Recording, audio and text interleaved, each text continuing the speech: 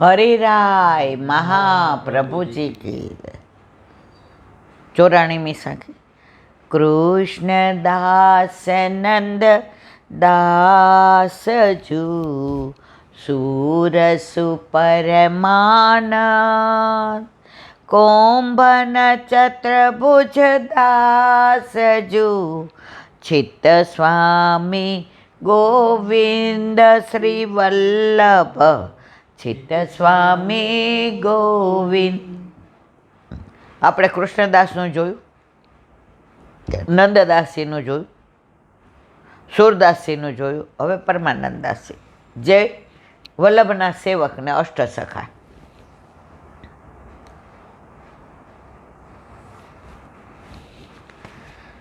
આ બધાનું વિવરણ કર્યું છે, પણ જેના લગ્ન હોય એના ગીત ન ગાઈએ ને તો એ મજા ન આવે. એટલે થોડું તો આપણે પરમાનંદ સ્વામી હતા, એવા સરસ કીર્તન કરે અને એને કેટલાય સેવકો બનાવ્યા હતા. એણે ગોવિંદ સ્વામીએ, સુર સ્વામીએ, પછી બધા દાસ બન્યા. પરમાનંદ સ્વામી પછી પરમાનંદ દાસ બન્યા, ગોવિંદ સ્વામી પછી ગોવિંદ દાસ બન્યા, સુર સ્વામી પછી સુરદાસ બન્યા. એટલા સરસ કીર્તન કરે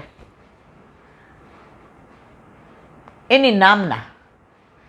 એના કીર્તન માટે લોકો તલસે અને દ્રવ્ય એટલું મળે. હવે એકવાર કાશીમાં, પ્રયાગમાં 11 કીર્તન કરતા. હવે વલ્લભનો જે જળ ઘર્યો હતો દેવા કપૂર, એને બધાય વખાણ કરે. એને એમ થાય ક્યારે આના કીર્તન સાંભળું, પણ જાઓ સેવા છોડીને તો વલ્લભ ખીજે. તો 11 બધી સેવા પહોંચી લીધી ને વલ્લભ સૈયા મંદિર બાજુ પધાર્યા. દોડીને આવ્યા ગંગા કિનારે. નાવ તો હતી નહીં, કૂદ્યા અને આવીને આ કીર્તન સાંભળ્યા, ડોલે. અને એની ગોદમાં નવનીત પ્રિયાજી તાલીઓ પાડે, વાહ વાહ વાહ વાહ વાહ વાહ. આ દર્શન પરમાનંદદાસજીને થયા. નવનીત પ્રિયાજી તાલી પાડે, બધું તુચ્છ લાગવા માંડ્યું. હવે એ તો તન્મય થઈ ગયા કીર્તનમાં. અને દેવા કપૂર ટાઈમ થયો એટલે ભાગ્યા. હવે કીર્તનમાંથી આંખ ઉકાળીને જોયું તો દેવા કપૂર વયા ગયા. બાજુવાળાને પૂછ્યું આ કોણ હતું, ક્યાંથી આવ્યા હતા, ક્યાં ગયા? એ કહે તો અડેલ રહે છે, એ તો વલ્લભના સેવક છે. એ કે કોણ વલ્લભ? બધા સમાચાર મળ્યા, વિવરણ નથી કરતી બધાનું. પહોંચી ગયા. દેવા કપૂર એ કે કહેતા નહીં હો, હું કાલ આવ્યો તો, ચૂપ રહેજો. દંડવત કર્યા. પરમાનંદ સ્વામી તમે આવ્યા, હું તમારી રાહ જોતો તો. અરે મને ઓળખે છે, મારું નામ ખબર છે. ઓલો જલ કર્યો કે તારું સ્વરૂપ ખબર છે. જાઓ સ્નાન કરી આવો. સ્નાન કરી આવ્યા ને બ્રહ્મ સંબંધ દીધું કે બાળલીલા ગાવ. એ કે મને એ ખબર નથી, મને ખાલી ગાવાની ખબર પડે, બાળલીલા હું કહેવાય નથી ખબર. તો વલ્લભે દસમ સ્કંદની અનુક્રમણિકા સંભળાવી. દસમ સ્કંદમાં બધી બાળલીલા ઠાકોરજીની. વલ્લભે 2 જ જણને અનુક્રમણે દસમ સ્કંદની, સુરદાસ અને પરમાનંદદાસ છે.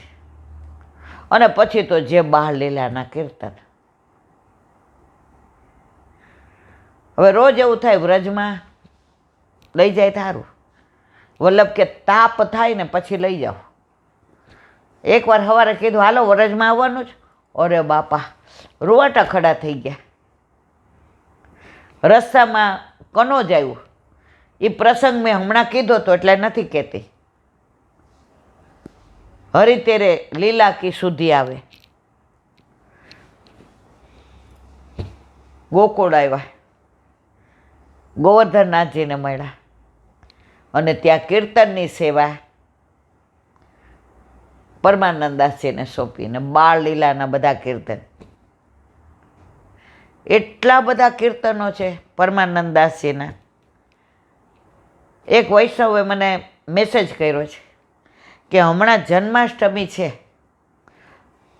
તો રોજ એક કીર્તનનો ભાવ ઉપરનો, ભલે અંદરનો ન કયો તો કાંઈ નહીં. એટલે કાલથી આપણે એકાદો નાનું કીર્તન લેશું જન્માષ્ટમી. મારે ઘણું કહેવું છે પણ ટાઈમ, તો કાલથી આપણે પ્રયત્ન કરશું કે એક કીર્તન નાનું લઈએ અને એનો ભાવ કહીએ. તો એવા પરમાનંદ દાસજી, એમણે જે લીલાના દર્શન કર્યા એ કીર્તન ગાયા.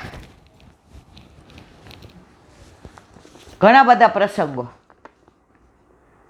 એ વિવરણ બધું કરેલું છે,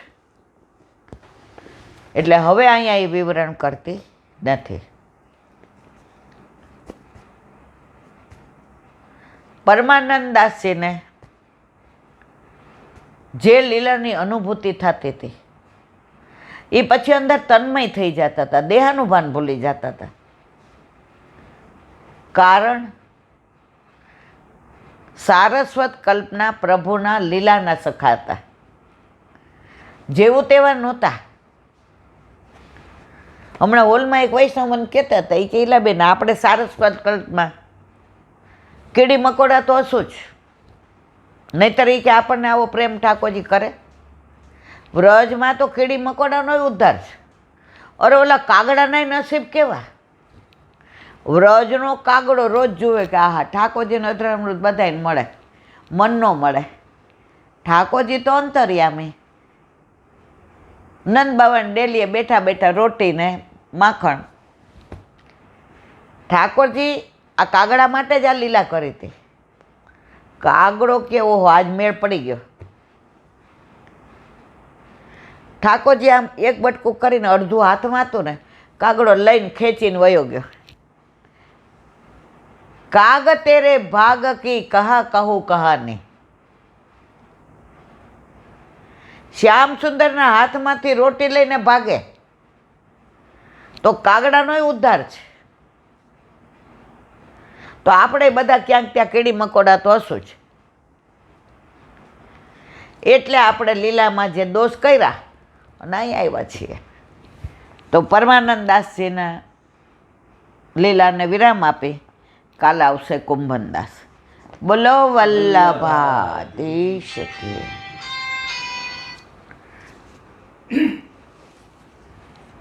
હરિરાય વાંગ મુક્તાવલી.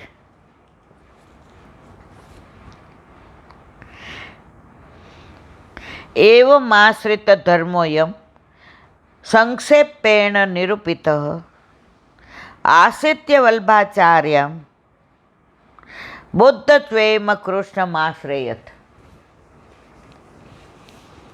ગુજરાતી. શ્રી કૃષ્ણનો આશ્રય કરીને રહેલા જીવનો આ મુખ્ય ધર્મ છે. તે સંક્ષેપથી કયો કે શરણના જે ધર્મો હોય એ પ્રમાણે જ રહેવું. દીનતા, દ્રઢ આશ્રય, અન્યાશ્રય, અસદ વાર્તાલાપ, દુસંગ. તો જો તમે વલ્લભના શરણે આવ્યા છો તો વલ્લભે હમણાં જે કહ્યું બધાય વલ્લભને માને છે. વલ્લભનું કોઈ નથી માનતા. ને અને નું બધાય વલ્લભને માને છે, વલ્લભનું કોઈ નથી માનતા. વૈષ્ણવ કહેવાવું છે, સેવા નથી કરવી. વલ્લભે કહ્યું કૃષ્ણ સેવા સદા કાર્ય. આ નથી માનવું. બ્રહ્મ સંબંધ લેવું છે, કંઠી પહેરવી છે. મંદિરમાં તો ઘણા મને મળે ને, હું કહું કંઠી નહીં. એટલે બેન બહુ એલર્જી છે.